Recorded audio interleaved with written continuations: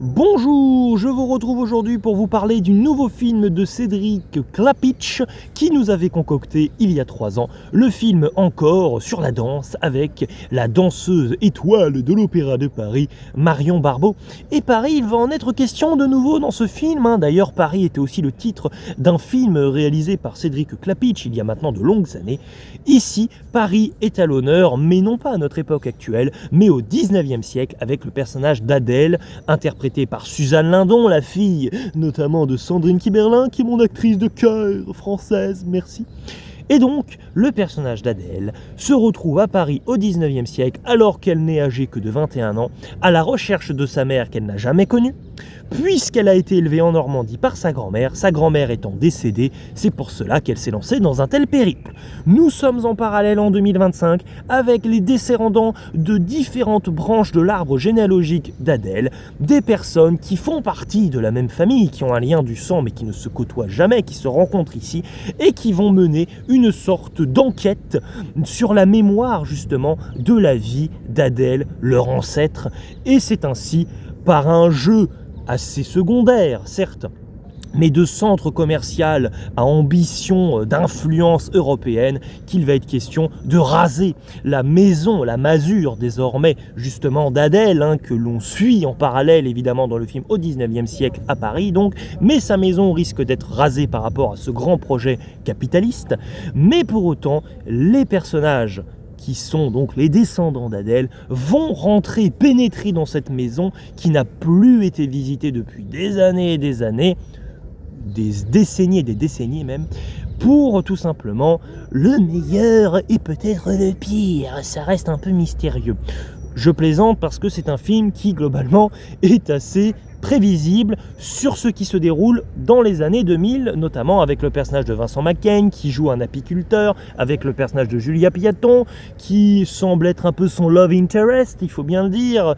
Il y a aussi également l'un des habitués du cinéma de Cédric Klapisch, à savoir Monsieur Soualem qui vient ici jouer un professeur de français qui est prochainement à la retraite, et aussi un personnage qui va grandement nous intéresser également, à savoir le personnage de Seb qui est un photographe et qui propose aussi des clips vidéo, notamment avec un personnage campé par Pomme, la chanteuse, relation avec les deux personnages d'ailleurs qui est excellente, et le personnage de Seb, eh bien on le sent, est un personnage qui ne s'intéresse pas trop à cette famille qu'il rencontre, qu'il découvre, puisqu'il a perdu lui-même ses parents étant très jeune et qu'il a été élevé par son grand-père qui le pousse à s'intéresser au passé de sa famille. Le film a été taxé par certains et certaines de films passéistes qui regardent uniquement en arrière, qui ne s'occupent pas vraiment du présent et qui ne cherche pas à s'intéresser à des perspectives d'avenir. Eh bien je ne suis pas d'accord du tout, parce que la force justement de ce métrage, c'est que si la partie axée sur le présent est extrêmement prévisible, c'est volontaire tout d'abord, et c'est extrêmement bien fait. D'un point de vue des dialogues et des performances d'acteurs,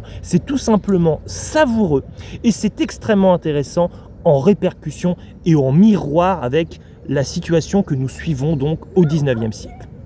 Ce film m'a énormément plu, c'est mon film préféré depuis un autre film que j'ai vu en termes de nouveautés cinématographiques au cinéma, à savoir c'était Anatomie d'une chute, et c'était il y a bientôt 2 ans. Oui, je le place comme cela, parce que j'ai été tout simplement pris d'un souffle cinématographique qui m'a tout simplement emporté de bout en bout pour un film de plus de 2 heures, et là, j'avais envie que le film dure encore plus longtemps. Le film prend son temps et tu sens les 2 heures passer, ce n'est pas un reproche, et j'avais envie de poursuivre mon voyage cinématographique avec les personnages encore plus longtemps. C'est tout simplement brillant de prendre ici 2 périodes qui sont indépendamment et donc mises en perspective et en relation, qui sont traitées d'une manière si intelligente. Les moments où l'on passe d'une époque à l'autre sont toujours d'une merveilleuse idée de mise en scène, vraiment, c'est toujours brillant, c'est toujours très très très intelligent. Le parcours d'Adèle est passionnant à suivre parce que c'est lui justement, c'est ce parcours-là qui va vraiment être surprenant. On a des moments de révélation et des moments de révélation que je ne spoilerai pas. Foncez voir le film, honnêtement, je ne révélerai rien, je ne divulgacherai rien, mais il y a des moments de révélation, notamment sur la paternité du personnage d'Adèle, qui sont tout simplement renversants parce que on nous balance une sorte d'idée de qui pourra être son père, par exemple, notamment, et on ose à peine y croire en fait. Si vous êtes bercé par l'art, que ce soit le cinéma, que ce soit aussi ici quand même la peinture ou les photographies qui sont ici en toile de fond, c'est le cas de le dire, qui viennent aussi contribuer à un message très intéressant justement sur la question du présent et du passé, eh bien c'est vraiment admirable. On a au 19e siècle tout simplement la photographie qui émerge et un personnage qui sous-entend largement que la peinture va devenir tellement old school que c'est la peinture qui va disparaître et que la photographie va lui succéder. Or, nous voyons bien encore au XXIe siècle que les deux parviennent amplement à coexister. Là n'est pas la question. Cela dit, avec l'intelligence artificielle, le statut de l'artiste vient être complètement remis en question, donc il y a tout un questionnement intéressant derrière. Mais il y a donc vraiment, avec cette métaphore de la photographie et de la peinture, ici, cette capacité du film de nous montrer que c'est intéressant de tourner comme ça un peu la tête vers son passé, vers le passé de sa famille, et donc que en apprenant beaucoup sur le passé de ses descendants, eh bien on en apprend aussi beaucoup sur soi-même, et c'est super intéressant. C'est un film qui m'a vraiment bluffé d'un point de vue de l'écriture. Je trouve que c'est un film qui est absolument remarquable, vraiment. Il n'y a que quelques dialogues, quelques phrases dans le film où je trouve qu'on a un peu l'écueil de Cédric Klapisch qu'il avait déjà dans le film Encore, c'est-à-dire que son personnage de Muriel Robin dans Encore avait une sorte de vocation un peu Joséphine Ange Gardien, un petit peu trop à vouloir expliquer en fait ce qu'elle ressent, et elle avait un soutien qui était presque un peu trop démesuré pour le personnage principal, et les adieux à la fin du film étaient un peu trop poussifs, hein, il faut bien le dire, avec le personnage de Muriel Robin. Bon, alors là on a un peu cet écueil, mais qui est certes beaucoup minimisé, parce que c'est vrai que Cédric Klapisch, il a du mal en fait avec les adieux lorsqu'il s'agit de propos en fait qui sont tenus à l'oral. Il y a un moment dans le film où c'est vraiment le cas. Il y a un autre moment où les adieux se font vraiment uniquement visuellement, et là c'est tout simplement brillant en fait, hein. Ça c'est formidable. Mais globalement c'est son seul pour moi écueil, parce que sinon tout le reste est très bon. Paris est brillamment reconstitué, et encore une fois d'un point de vue du cadrage, de la mise en scène, c'est tout simplement impeccable.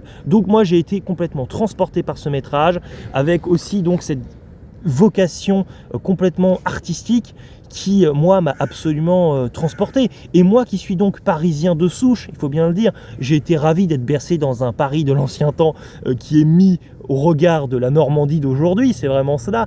Mais ce qui m'a en fait profondément marqué au-delà de ça, parce que Cédric Klapisch pour moi a proposé des films qui se déroulent à Paris, comme Paris, qui pour moi n'est pas un bon film du tout. Donc c'est pas juste parce que ça se passe à Paris que c'est réussi, c'est juste le traitement en fait qui en est fait. Et d'ailleurs, je trouve que la Tour Eiffel en peinte en rouge, ou même Notre-Dame, ou même un peu le Sacré-Cœur tel qu'ils nous sont montrés justement au 19e siècle, transpire vraiment de cette volonté, c'est ça, de jouer sur la temporalité de ce film.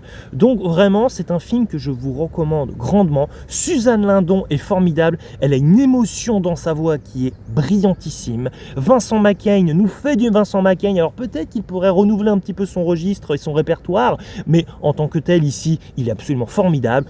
On a aussi, et c'est la force du film, des personnages un peu plus secondaires, comme le personnage de Cécile de France, qui est extrêmement drôle parce qu'elle est complètement clownesque. Elle y a un côté vraiment complètement déjanté avec son personnage. Elle prend une voix un petit peu particulière comme ça, une sorte de caricature de dame qui s'intéresse à l'art et à la peinture, et c'est vraiment incroyable, c'est jubilatoire, ça a un charme fou.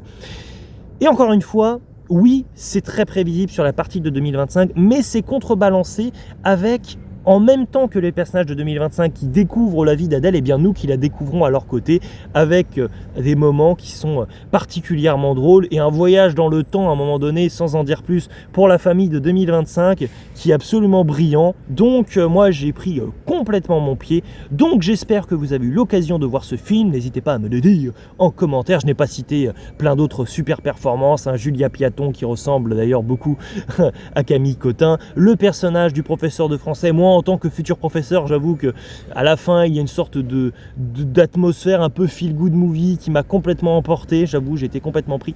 Et le personnage donc de Seb, celui qui semble moins s'intéresser à son passé, mais qui peut-être va être le personnage qui va connaître davantage une évolution dans le film. Donc comme ça, une sorte de film un peu choral, avec des personnages principaux, avec des personnages secondaires.